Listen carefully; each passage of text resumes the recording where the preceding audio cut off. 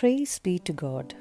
2 Timothy chapter 1 verse 12 says, "Yet I am not ashamed, because I know whom I have believed, and I am convinced that he is able to guard what I have entrusted to him for that day."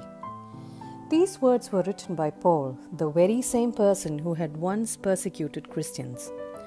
But once the Lord appeared to him, he always stood firm in the faith. He even had to go through a lot of sufferings for the cause for which he stood.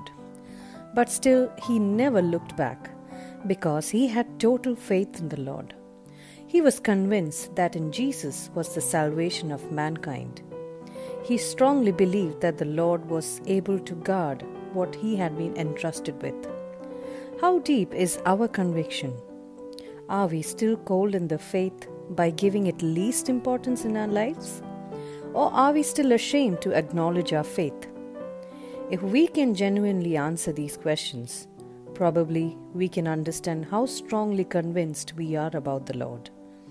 That definitely tells us how strong our faith is, whether we trust Him enough to entrust Him with our lives. We should figure it out so that we don't live our lives as hypocrites, just pretending or talking to have faith without actually entrusting Him our lives. So this is the time to open our eyes and open our hearts and check whether we are really proud to have the Lord in our lives, or are we still ashamed to acknowledge our faith in Him. Amen.